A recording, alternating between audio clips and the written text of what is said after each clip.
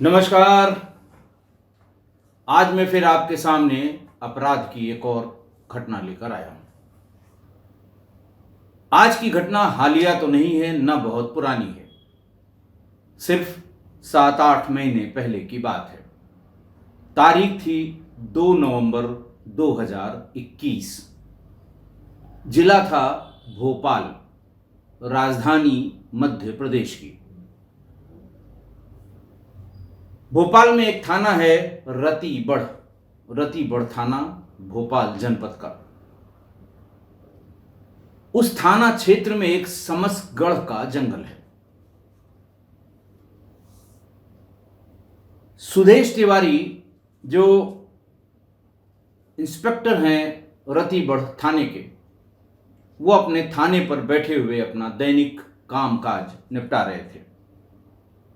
14 नवंबर 2021 की दोपहर में करीब 2 बजे किसी का फोन आया। कोई उनका शुभचिंतक या जानने वाला था, जिसने सुधीर तिवारी को यह बताया कि समसगढ़ के जंगल में एक नग्न महिला की पुरानी लाश और उसके ठीक बगल में एक बहुत छोटे बच्चे की लाश पड़ी है। छोटे बच्चे की लाश को कई जगह से जंगली जानवरों ने नोच लिया है। चेहरा, आंख, नाक और कान ये गायब है। सूचना गंभीर थी। रतिगढ़ थाने से सुदेश तिवारी ने फौरन एक गाड़ी से पूरी टीम मौके पर इस सूचना को वेरीफाई करने के लिए भेजी। फोर्स जब समसगढ़ के जंगल में पहुंची तो उसने देखा सूचना बिल्कुल सही है। एक महिला पूरी तरह नग्न, उसके सारे कपड़े उसके शरीर के बगल में रखे हुए और एक छोटा बच्चा उसके ठीक पास पड़ा हुआ, जिसके नाजुक अंगों को जंगली जानवरों ने नोच डाला था। थाना इंचार्ज यानी थाना प्रभारी यानी थाना अध्यक्ष यानी प्रभारी निरीक्षक रतिबड़ सभी मौके पर पहुंच गए। गांव से लोगों को बुलाया गया। पूरा गांव इकट्ठा हुआ, लेकिन शव इतनी बुरी तरह से सड़ा गला था कि पहचान मुश्किल हो रही थी। पहचानने के सारे तरीके जब फेल हो गए तो बॉडी को पंचायतनामा करके सील बंद करके हमीदिया में पोस्टमार्टम के लिए, पोस्टमार्टम हाउस हमीदिया में है, वहां पर भेज दिया गया। पुलिस ने फौरन इन 2 अज्ञात लाशों के लिए वायरलेस सिस्टम पर जाकर जिले के सभी थानों और रेंज के सभी थानों को इत्तिला की। यह कहा कि अगर कहीं पर मां और बच्चे दोनों की गुमशुदगी लिखी हुई हो तो वो थाने से फौरन संपर्क करें। लाश कम से कम 7-8 दिन पुरानी थी। हालांकि लाश के कितनी पुरानी है, इसके लिए पोस्टमार्टम रिपोर्ट का वेट किया जा रहा था। पुलिस ने अपने थाना क्षेत्र में ही इस तरह की किसी सूचना के लिए अपने लोगों को इस बात के लिए लगाया कि देखिए, कोई सूचना, कोई इंफॉर्मेशन, कोई दरखास्त, कोई शिकायती प्रार्थना पत्र इस तरह का तो नहीं आया है जिसमें मां बेटे के गुमशुदा होने या उनके गायब होने का जिक्र हो।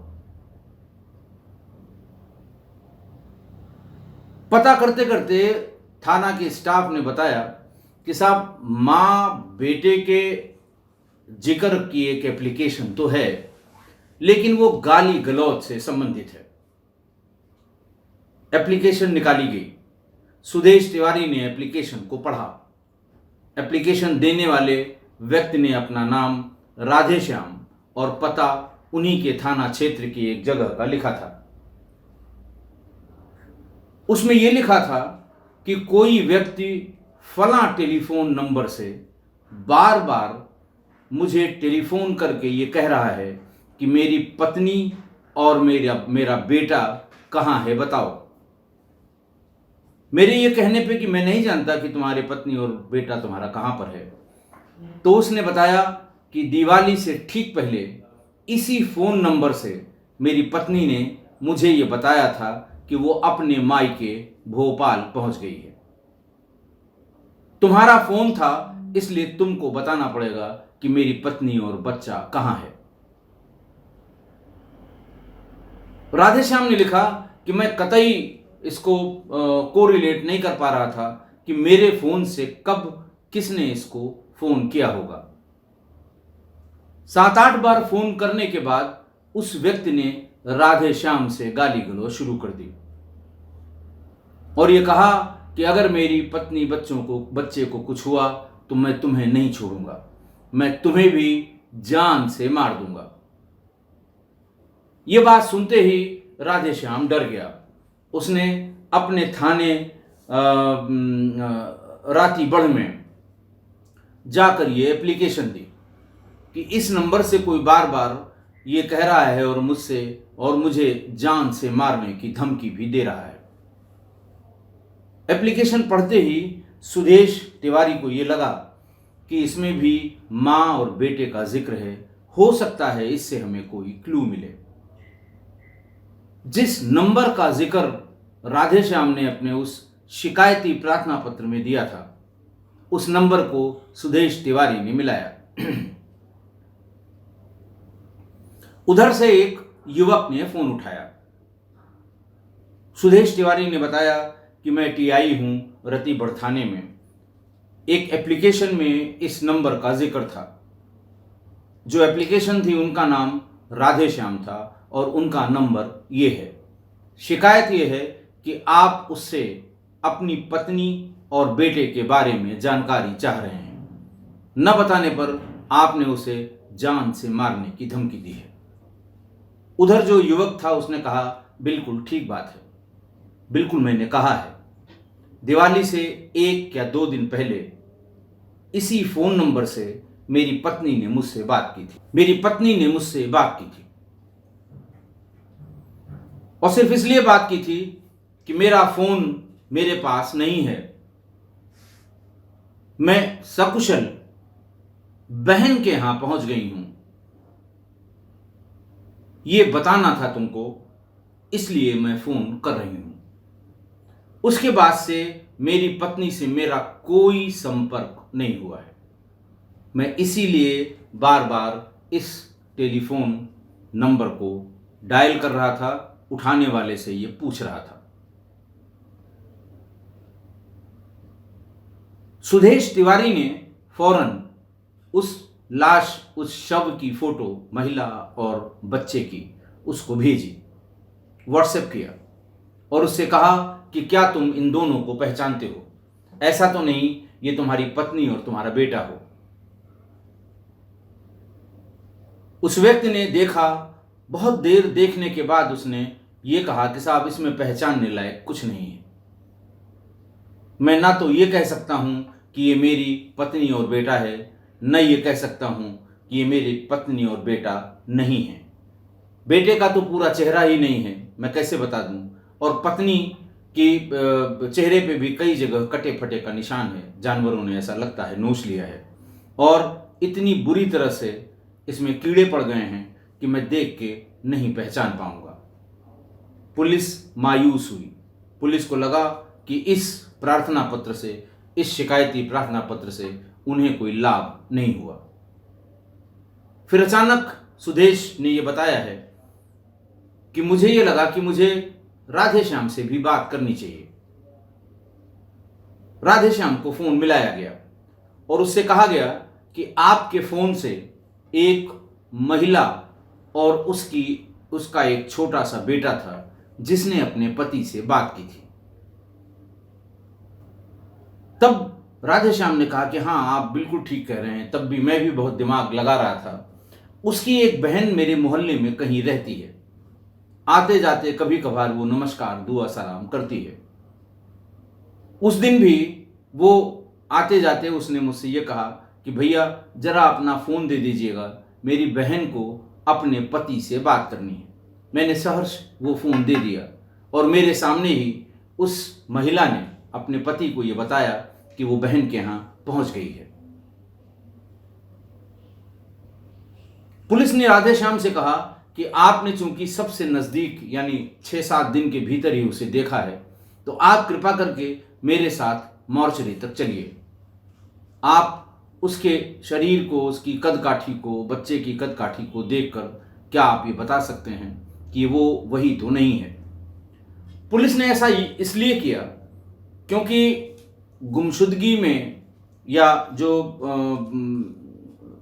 महिला और बच्चा जो उसकी हुलिया बताई गई थी, शव से वो हुलिया मिलती थी। फ़ोन करने की टाइमिंग, फ़ोन करने वाले की टाइमिंग, फ़ोन सुनने वाले की टाइमिंग, पति की टाइमिंग, ये सब एक जैसी मिल रही थी। पुलिस को ये लग रहा था कि हो न हो ये यही है, लेकिन कंफ्यूजन कहाँ पर है। बहरहाल राधेश्याम मोर्चरी गया। उसने देखते ही बताया कि ये वही महिला है जिससे उसकी बहन ने अपने पति से बात कराई थी, और ये बच्चा भी लगभग उसका है, लेकिन चूंकि कपड़ा न इसके शरीर पर है न उसके शरीर पर है, साड़ी उसे दिखाई गई जो बॉडी के पास पड़ी थी।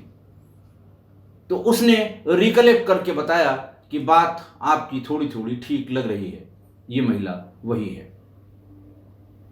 उसके पहचानने के बाद उसके पति को, जो बार बार राधेश्याम से टेलीफोन करके झगड़ा कर रहा था कि मेरी पत्नी और बेटे के बारे में बताइए, उसको भी बुलाया गया। मोर्चरी में उसको भी दोनों शव दिखाए गए। उसने भी पहचान लिया।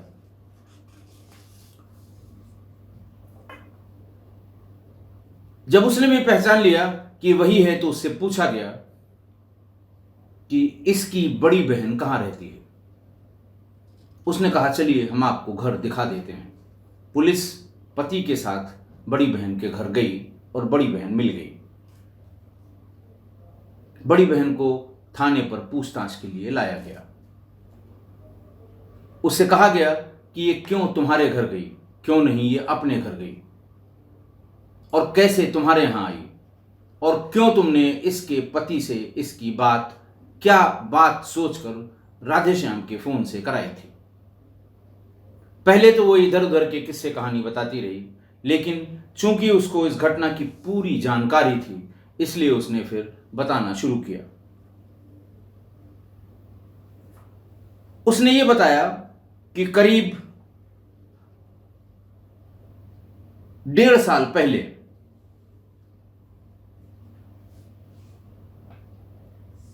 मेरी बहन ने भाग के एक गैर बिरादरी के लड़के से शादी कर ली। शादी के तुरंत बाद उसने घर परिवार से कोई रिश्ता नाता नहीं रखा, न ही घर परिवार में मां बाप भाई या मैंने उससे किसी तरह का संपर्क किया, क्योंकि जिस बिरादरी के लड़के के साथ वो गई थी उसको लेकर हमें अपने परिवार और बिरादरी में बहुत अपमानित किया जा रहा था। अचानक मैंने अपने भाई से ये कहा कि दिवाली का दिन है, पिछली दिवाली में वो प्रेग्नेंट थी, दिवाली का दिन है, तुम इसको लेकर मेरे यहां आ जाओ, वो दिवाली यहीं पर मनाए। भाई ने कहा कि मैं वहां उसके घर पर नहीं जा सकता, क्योंकि वहां उसका पति होगा, मुझसे मारपीट हो जाएगी। फिर तय हुआ कि बाजार में कहीं भाई जाकर रुकेगा, वहां से फोन करेगा, बहन उसकी निकलकर बच्चे को लेकर आएगी और वो दोनों फिर बहन के यहां आ जाएंगे। बात यही तय हो गई। वो गया, घर से दूर कहीं बाजार से फोन किया, बहन और भांजा दोनों वहां तक आ गए। उनको लेकर वो बहन के यहां, अपनी बड़ी बहन के यहां आ गया। बड़ी बहन के यहां पहुंचते ही उसका पर्स और मोबाइल गायब हो गया। बाद में पति ने यह आरोपित किया था कि भाई ने ही उसका मोबाइल और उसका बैग गायब किया था।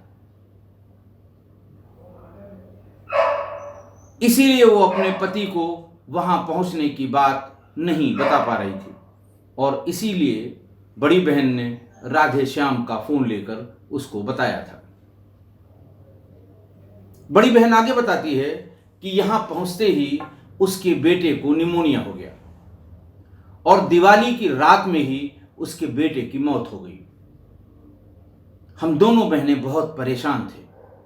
हमने अपने पिता को बताया कि 6 महीने के उसके बेटे की निमोनिया से मौत हो गई। बाप परेशान हुए कि उसके नाती 6 महीने के नाती की मृत्यु हो गई।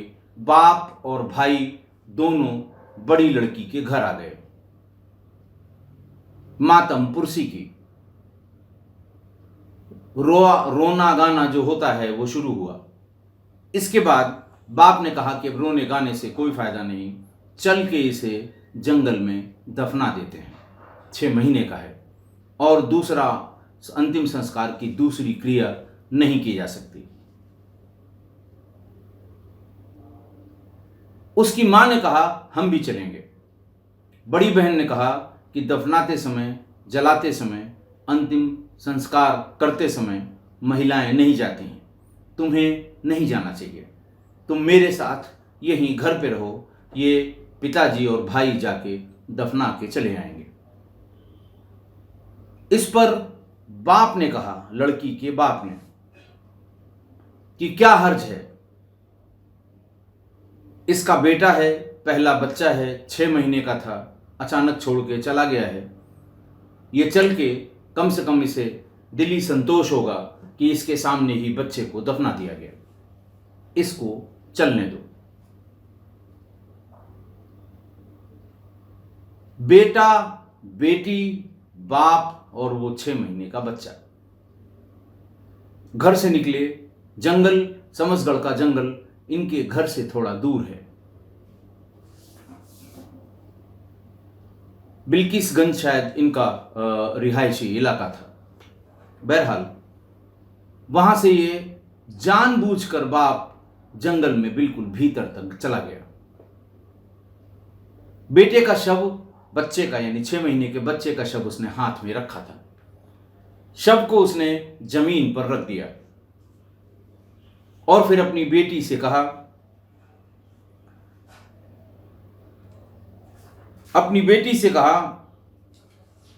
कि तुमको इतनी आग लगी हुई थी कि गैर बिरादरी के लड़के के साथ भाग गई, तुम्हें शर्म नहीं आई? हम कहीं मुंह दिखाने के काबिल नहीं हैं, हम घर के बाहर निकलते नहीं हैं, समाज में मेरी थू थू हो रही है जब से तू उसके साथ भागी है। तभी उसने अपनी बेटी को जमीन पर गिरा दिया, उसके मुंह में साड़ी का पल्लू ठूस दिया और यह कहा कि तू जिस वजह से उसके साथ भाग गई थी, मैं तेरी वही इच्छा पूरी कर दूंगा। बेटे से कहा कि तुम बच्चे की लाश को लेके थोड़ा दूर जाओ।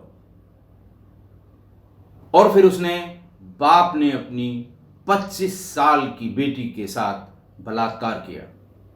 बलात्कार करने के बाद साड़ी से ही उसकी गर्दन कस के उसकी हत्या कर दी। जिस समय हत्या की, शरीर पर कोई कपड़ा, कोई वस्त्र नहीं था। लड़का बच्चे के शव को लेकर दूर खड़ा था। बाप ने आवाज लगाई और कहा कि इस कुलच्छनी लड़के को उस बच्चलन बेटी की बॉडी के पास रख के चले आओ। हमने अपना काम कर लिया, हम घर चलेंगे। यह कह के बाप वहां से चलने लगा। बेटा वो शव लेकर अपनी बहन के शव के पास गया, उसने उसके पास रखा और पूरी तरह से नग्न उस मर चुकी बहन के साथ उसने यौन छेड़छाड़ शुरू कर दी। थोड़ी देर बाद उसके बाप ने आवाज लगाई। फिर वो भागकर अपने बाप के साथ घर चला गया। घर पहुंचने पर बड़ी बहन ने पूछा कि कहाँ गई वो छोटी वाली। बाप ने कहा, मैंने उसको मार दिया, मेरे सिर से बोझ उतर गया, मैं अपमान की वजह से समाज में सर नहीं उठा पा रहा था। आईओ सुदेश तिवारी ने अपना काम पूरा किया और बाप बेटे को गिरफ्तार कर लिया। पीएम से पोस्टमार्टम रिपोर्ट से महिला के साथ बलात्कार की पुष्टि हुई। वेजिनल स्वैप्स के जो स्लाइड्स बनाए गए उसमें 2 प्रकार के स्पर्म पाए गए। उनका डीएनए परीक्षण भी हुआ और ये डीएनए परीक्षण बाप बेटे के डीएनए से मिल गया। सुदेश तिवारी ने सारे फॉरेंसिक एविडेंस इकट्ठा किए और उन दोनों को गिरफ्तार करके जेल भेज दिया और एविडेंस सारे इनकॉर्पोरेट करके मुकदमे में चार्जशीट लगा दी। आज की घटना, अपनी ही बेटी के साथ एक बाप ने और अपनी ही सगी बहन के साथ एक भाई ने जो किया, उसकी कल्पना भी सभ्य समाज का कोई भी आदमी नहीं कर सकता, कल्पना ही नहीं कर सकता। लड़की की गलती सिर्फ इतनी कि उसने अपनी मनमर्जी से एक युवक से शादी कर ली जो इत्तेफाक से गैर बिरादरी का था, दूसरी बिरादरी का था, पर शादी के बाद वो सुकून से अपनी जिंदगी बसर कर रही थी। पति पत्नी खुश थे, 6 महीने का एक बेटा भी था। सामान्य रूप से जब मैं किसी अपराध के बारे में आपको बताता हूं तो उस अपराध को सही सही सच सच उसी अपराध की टर्मिनोलॉजी में बता देता हूं। आज की घटना में बाप ने जो किया वो भी मैंने आपको स्पष्ट बता दिया, लेकिन भाई ने जो किया उसको बताने में मेरी जुबान रुक गई, मेरी रूह कांप गई, क्योंकि इस तरह का अपराध, इस तरह का बर्ताव, इस तरह का क्रिमिनल बिहेवियर मैंने भी बहुत कम देखे हैं अपने 34 साल की पुलिस सेवा में। कह नहीं पाया मैं आपको कि उस लड़के ने अपनी बहन के शव के साथ क्या किया। पोस्टमार्टम रिपोर्ट में जो बात आई थी वो मैंने जरूर आपको बता दी, समझ आप भी गए होंगे।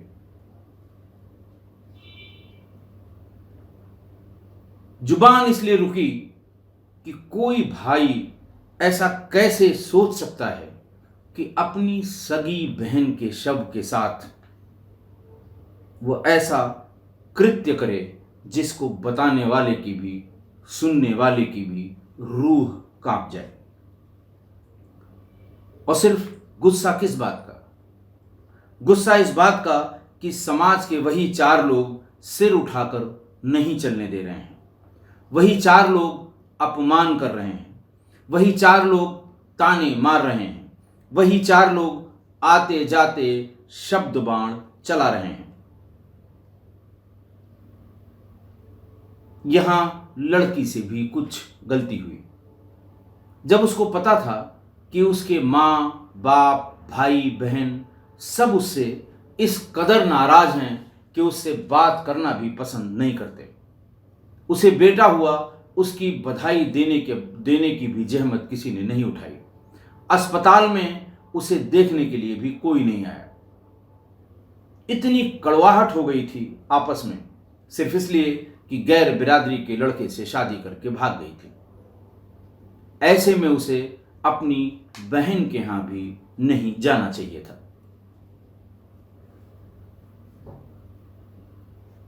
जाना तब चाहिए जब सब कुछ सामान्य हो जाए, गुस्सा शांत हो जाए, 2-4 लोग बीच में पड़े, ताकि कोई अनर्थ न हो सके। किस्सा कोई परिवार के लोगों से आग्रह है कि ऐसी परिस्थितियों में जहां बहुत विपरीत माहौल है, जहां माहौल सौहार्दपूर्ण नहीं है, रिश्तों की बात कर रहा हूं मैं, वहां जाने से बचें। किसी तरह का जाल अगर आपको फंसाने के लिए फेंका गया है, उससे बचें। पति ने बताया कि वो मुझे भी अपने साथ मायके ले जाने की जिद कर रही थी। मुझे पता था कि मुझे देखते ही मेरे ऊपर ये लोग जरूर हमला करेंगे और ये भी हो सकता है कि मुझे जान से मार दें। मैंने ये बात अपनी पत्नी को बताई थी कि भाई मैं तो किसी कीमत पे नहीं जाऊंगा, लेकिन अगर तुम्हें अपने भाई और बड़ी बहन पे भरोसा है तो तुम जा सकती हो। मैंने पूरी कोशिश की थी ये मना करने की कि वहां अभी माहौल बहुत अच्छा नहीं है, जाओगी जान से हाथ धो बैठोगी। लेकिन वो नहीं मानी कि नहीं, बहन ने भाई को भिजवा के यही कह के बुलाया है कि तुम बाप के पास मत जाना, तुम मेरे यहां रहो, मेरी बहन हो। लेकिन वो इस जाल में फंस गई। लिहाजा यही आग्रह है कि इस तरह की विपरीत परिस्थितियों में आप कभी मत जाएं, रिश्ता चाहे जो हो। और अगर जाएं तो सावधानी पूर्वक जाएं, बीच के 2-4 लोगों को साथ लेकर जाएं। ये सोच कर जाएं कि आपके साथ गलत व्यवहार भी हो सकता है। यही मेरा बार बार आग्रह है, वरना जो बाप बेटों ने किया उसकी कल्पना करना भी बहुत मुश्किल है। पाप सा लगता है इसे सोचना भी, और जुबान से कहना तो और बड़ा पाप महसूस कर रहा हूं। आशा है आप मेरी इस बात से सहमत होंगे। आज के लिए इतना ही। बहुत बहुत धन्यवाद।